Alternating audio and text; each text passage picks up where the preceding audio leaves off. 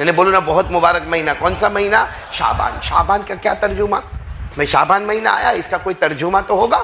جیسے ہمارے ہاں کوئی لڑکا پیدا ہوتا ہے، لڑکی پیدا ہوتی ہے، ہم نام رکھتے ہیں تو مولانا کو پوچھتے ہیں کہ یہ نام ہم نے رکھا اس کا ترجمہ کیا ہے؟ تو یہ مہینے کا نام آیا ہے شعبان. اس کا ترجمہ کیا؟ پھیلنا اور پھیلانا.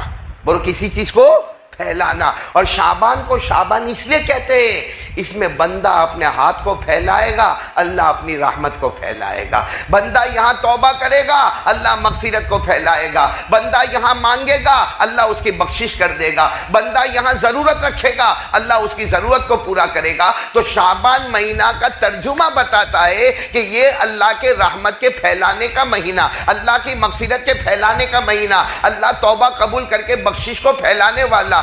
تو یہ تو ترجمہ اب تو آپ کو معلوم ہو گیا. شعبان کے معنی کسی چیز کو پھیلانا. لیکن بغداد کی جامع مسجد میں، بولو بغداد کی، جن کے امام عالم ربانی فیض سبحانی، بولو غوث پاک کون؟ شیخ عبد القادر.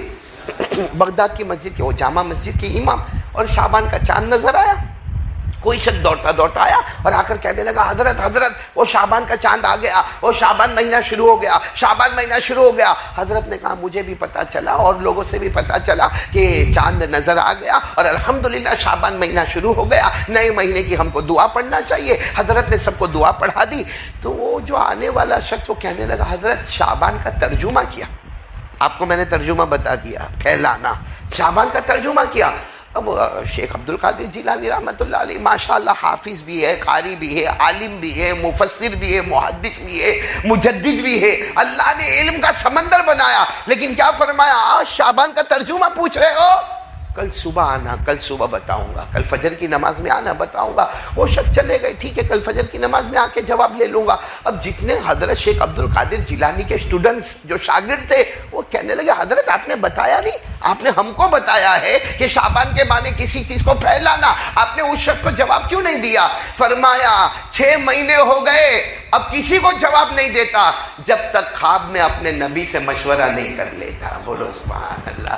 جب تک اپنے نبی سے خواب میں مشورہ نہیں کر لیتا کسی کو جواب نہیں دیتا. اچھا دوسرے دن فجر کی نماز جیسے ہو گئی، خود پیران پیر عالم ربانی شیخ عبد القادر جیلانی رحمۃ اللہ علیہ فرماتے وہ کہاں ہے جو رات کو مجھے پوچھ رہا تھا کہ شعبان کا ترجمہ کیا ہے؟ تو وہ شخص کھڑا ہوا کہا حضرت میں ہی پوچھ رہا تھا.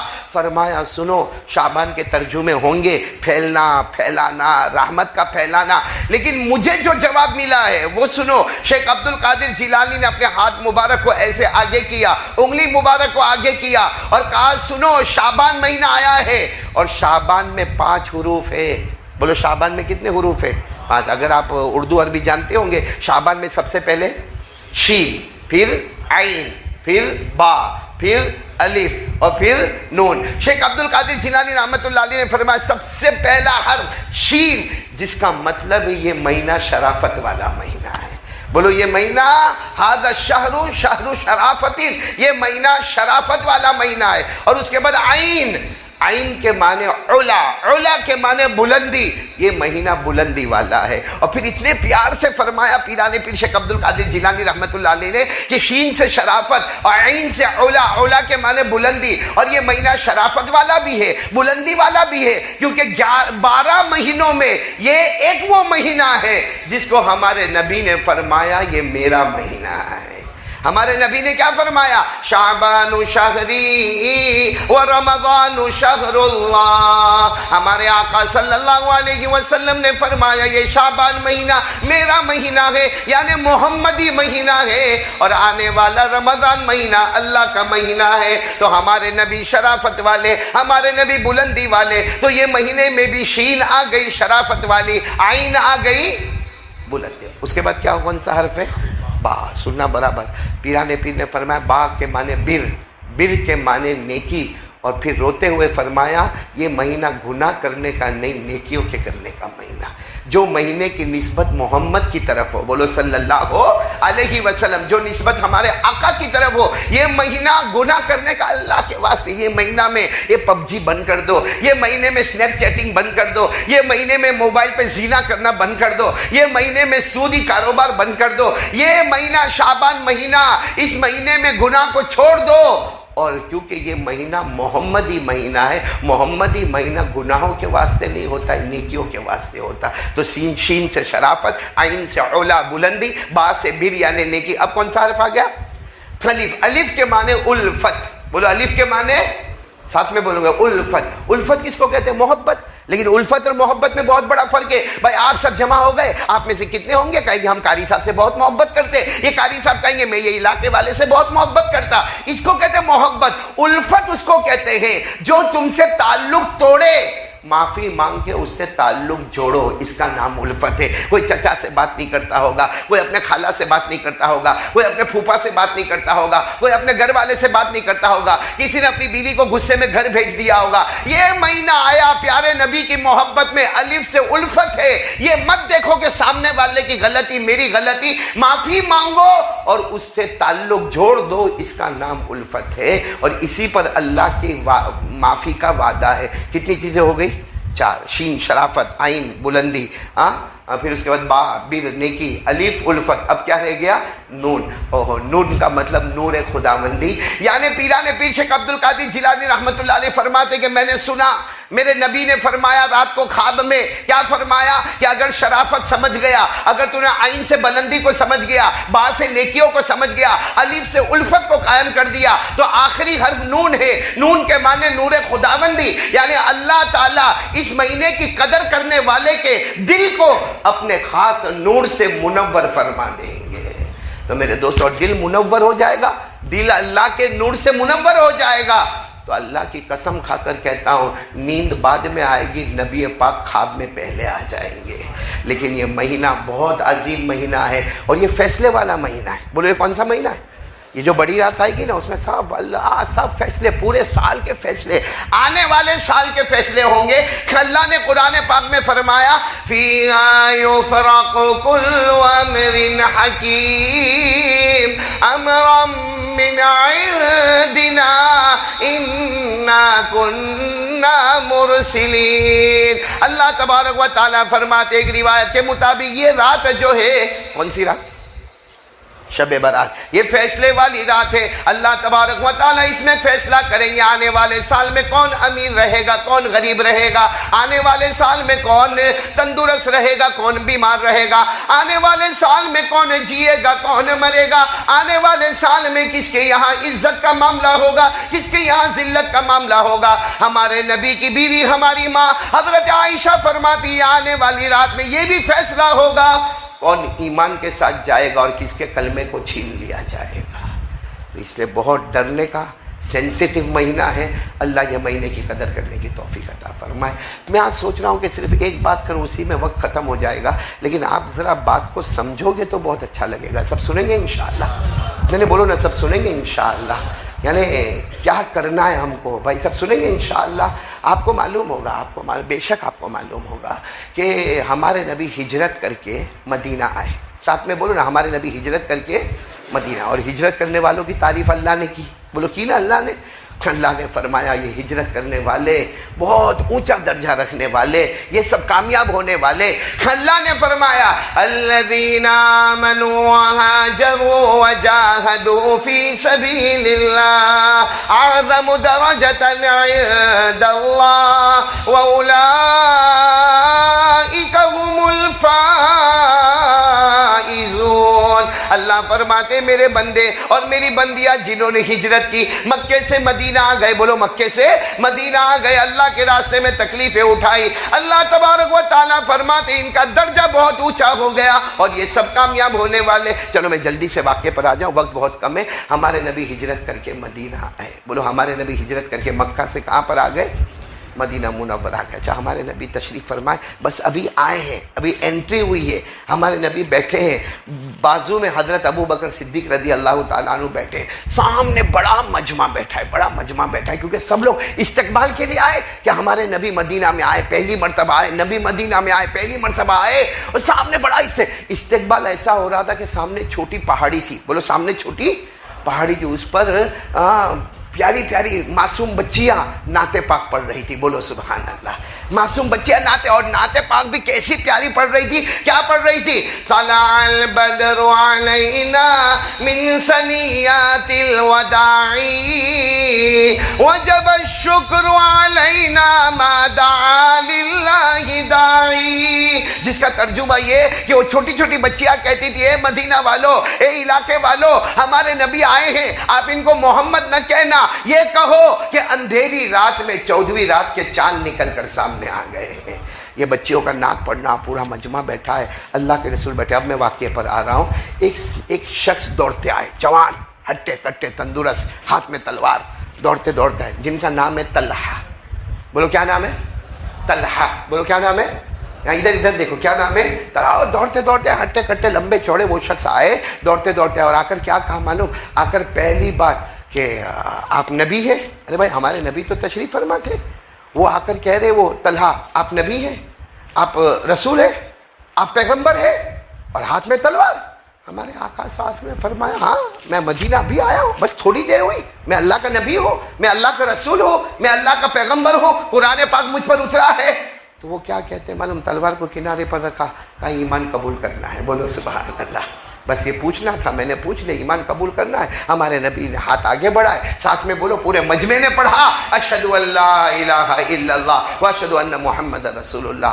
لیکن ہمارے نبی سوچنے لگے کہ پورے مجمع میں جوان آئے، تلوار لے کر آئے، یہ کچھ اپنا جوش تو نہیں بتانے آئے.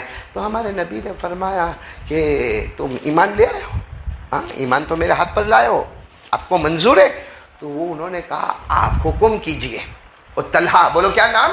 اب تو حضرت طلحہ کہیں گے. حضرت طلحہ کہتے ہیں آپ حکم کریں، جو آپ حکم کریں گے وہ کرنے کے واسطے میں تیار ہو. ہمارے نبی صلی اللہ علیہ وسلم نے فرمایا ایک کام کرو، جاؤ اپنے باپ کو قتل کر کے آؤ.